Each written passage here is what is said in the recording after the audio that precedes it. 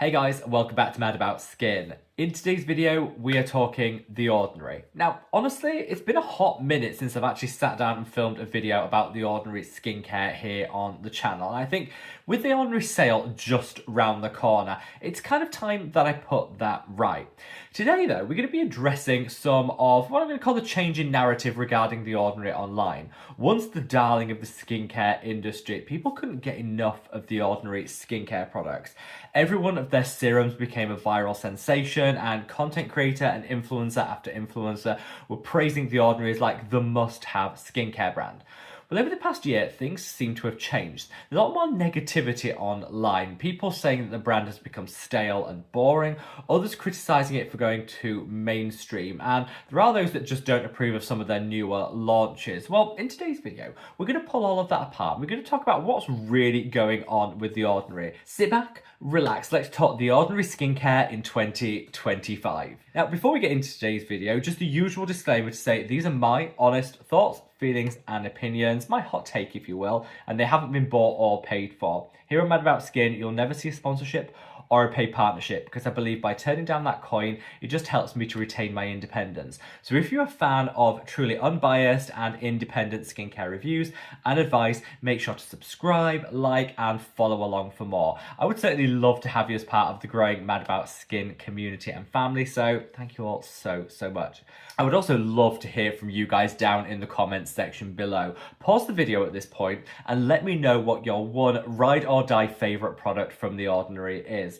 That way we can use the comment section almost like a poll, and we can see what the favourite products in the Mad About Skin community really are. I love reading your recommendations and favourites, and they really do shape the products that I try out and review here on the channel in the future. So just thank you for taking part in that. Now, without further ado, I think it's time we cut that waffle and delve straight on in. So, The Ordinary, a brand which exploded onto the skincare consciousness around 10 years ago, and honestly was a viral hit on day one and has just gone from strength to strength to strength ever since. That wasn't until 2025 here, and I've definitely noticed this year there's a slight change in the tone and the way that people speak about The Ordinary online. There seems to be less hype about the brand, and people have started to be a little bit more negative around some of their products, around some of their marketing tactics, and just around the brand in general. Now, I'm going to give you full disclosure here. I'm still a huge fan of The Ordinary and their products, but I'm also a fan of looking at trends in skincare and doing videos like this that almost go like under the hood of the skincare industry and certain brands to see what's really going on. That's really why I wanted to cover this as a topic today. There are lots of different criticisms leveled at The Ordinary. We're going to kind of talk about each one in turn, and then at the end I'm going to summarize everything. I've left some timestamps down in the description box below, so if you did want to jump to one section of the video or another, be my guest. So my reason for filming this video today is actually we all know that The Ordinary sale is just around the corner. Every year in November, The Ordinary do one big sale annually, and this is where myself and I know so many other people out there stock up kind of for the whole 12 months. Reportedly this year the saving is going to be 25%, sort of 25 for 2025 I think is the angle that they're going down, though that hasn't been confirmed yet. As soon as it is, I'll let you guys know. But I thought now was a great time ahead of that to kind of talk about what's going on with The Ordinary ahead of what is usually one of the world's biggest skincare sales every single year. So let's start with what I think is the biggest criticism that's currently being leveled at The Ordinary, and that is that some of their recent launches have been fails. Now, people refer to fail in two different ways. Fail in the sense of the products aren't great or it didn't work for them, and fails as in it didn't sell very well. It's more of a fail from a business perspective.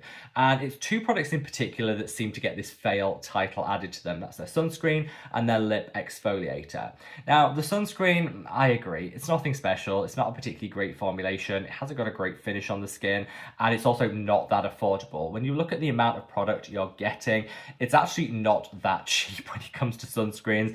And I would say to people, don't rush out and buy it. I don't think there's anything special there. I understand why The Ordinary created it, because all big skincare brands feel that they have to have a sunscreen in their collection in order to be complete. I get that it is a true non-negotiable in a skincare routine, so it makes sense to have one.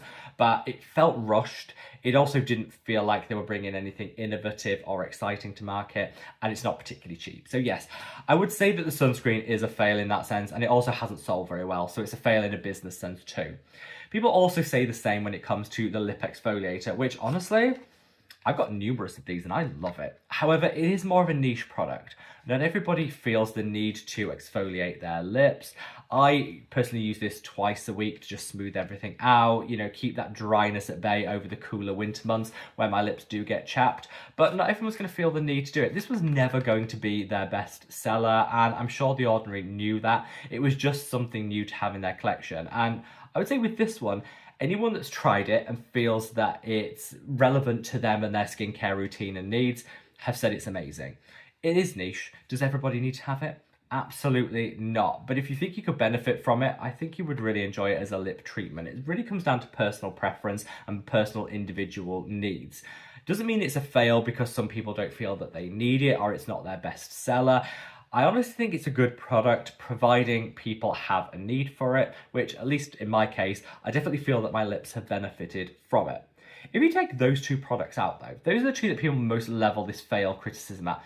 Everything else that they've launched recently has been like a slam dunk hit, so I don't really know why people are fixating on these two products.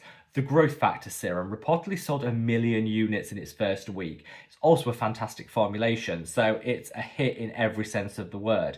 You look at this product, which is one of my personal favourites, the Multi-Active Delivery Essence. Again, sold many, many units on launch and is genuinely something innovative and different, which we're not seeing from other brands. They have their Multi-Antioxidant Radiance Serum, another fab new launch, which whilst a little bit more niche, like with that lip exfoliator, is still great if you're using it correctly and you have skin that can benefit from it.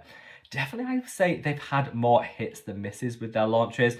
So I find it a little bit confusing that people are fixating on the ones that they didn't like or that didn't sell particularly well.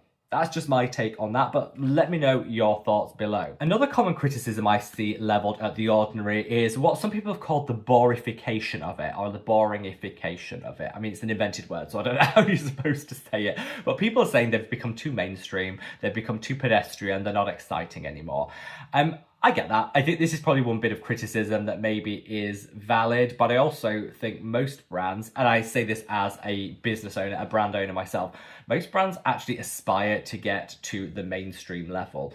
It's always fun being an indie, upstart, small brand, but as you grow and grow and grow and become more part of the mainstream, that just makes good business sense. Yeah, at the end of the day, The Ordinary is now available in a plethora of different locations, retail, shops. Wherever you go, you can find The Ordinary products. And whilst that might make them less edgy, less indie, less new, it definitely makes them more accessible. And ultimately, they're going to be selling more units. It makes business sense to increase your reach. And I do know that that makes things less exciting. It makes them more mainstream. But I would also say, in response to that, The Ordinary have never actually claimed to be anything other than, a brand that was created for people, driving forward accessibility. And so opening up in more retail outlets just kind of chimes with that accessibility that they always had front and center. I don't think this is anything out of the expected, out of the ordinary. And I do get it. So I do get where people are coming from. It's maybe not as exclusive as it used to be. It was really created originally as a brand for like those in the skincare know. Now everybody uses it. It is more mainstream, but it's also more accessible, and that I definitely love. Now, last but by no means least, people are often saying they're struggling in terms of sales. Sales of certain products are falling, and again, this is a sign that The Ordinary maybe is no longer relevant and they're struggling as a business. There's two products that seem to be called out when people talk about this. The red peel, the AHA-BHA peel, and their niacinamide. I think both of these are absolutely struggling when it comes to sales. Reportedly, the red peel has seen a 60% drop in sales in the last 12 months, but that's just changing habits and a change in people's understanding of how skincare works. People now know reaching for a sky-high exfoliant probably isn't the best idea for your skin. Same goes for the niacinamide. Most people now realize that niacinamide in a 10% is quite disruptive on the skin barrier, can be quite sensitizing. And so paring it back, going for a 5% rather than 10%, The Ordinary now do a 5%, which is much more popular. So I think these two products are seeing sales fall because people are realizing that maybe they're not right for their individual skin, and people's thought processes when it comes to skincare are changing. But the rest of the Ordinary collection, the sales are booming, particularly their kits and sets, which apparently are doing really, really well in physical retail locations where people are like picking up a skincare routine in a box, taking it home and using entire Ordinary products in their collection. Those are doing well. So I'd say, yes, some of their products are experiencing quite significant sales falls, but I think it's probably for the right reasons. At the end of the day, I wouldn't recommend anyone reach for that red peel unless they're already using it and getting the results they want. It's not very beginner friendly. It's also, there's a high risk of misusing it. Same goes for the niacinamide. These were never their best products, in my opinion, and so I'm not surprised that the sales are falling, but it doesn't mean the sales of the whole brand are going down the plug hole either. We need a little bit, I think we need to have a little bit of balance when it comes to that conversation. Overall, do I think The Ordinary has a bright future? I do. I think that future is going to be far more mainstream. I think that future is going to be maybe a little less exciting, a little less hyped, a little less viral in terms of its nature, but I still think they've got a really bright future ahead. Fundamentally, there is always going to be a space for well-formulated, affordable skincare. Trends come and go, but affordability, I think, is always a key concern for the skincare consumer, and The Ordinary are unbeatable. When you look at the quality of the formulations and the price point, that's why people keep going back time and time again. And I, to be honest, am super excited about their sale being next month. I've run out of some of my favourites. I am ready to stock up, and I'll probably be spending the same this year as what I did last year, because The Ordinary, at least for me, are still a firm fixture in my skincare routine. This year on Mad About Skin, we're doing what we do every year, which is our annual The Ordinary charity drive. So just a little bit of if you've made it to the bitter end here, let me just explain how this works. So every single year I film a video to coincide with the launch of the sale, sharing with you what my favourite products from The Ordinary are. I then leave links down in the description box below, which if you shop through those links, the channel receives a small commission at no additional cost to you. We add all that commission together over the entire month of November, and then we donate it to charity. Last year, we beat our record from previous 3 years, which was amazing, and we're going to be doing the exact same this year, just enabling people to buy their favourite skincare and give back at the same time. Now, if you want to get ahead of the curve and get your basket ready for those sales, put in your favourites to get things ready, I've left some links down in the description box below. That'll still work and still be included in that charity drive. So if you use those links, you can get your basket together, choose your favourites, and then when the sale is applied from the 1st of November, you check out then, and that's where the channel will receive that commission and we can give it to charity. Like I say, there's no cost to you. You're not obliged to do it, obviously, but it's just our way of helping people buy amazing skincare, save some money with that sale, but also give back at the same time. Let me know if you took part last year and if you're going to do so again down in the comment section below, wherever you are in the world, guys. Stay safe, stay well, and love your skin. Take care. Bye.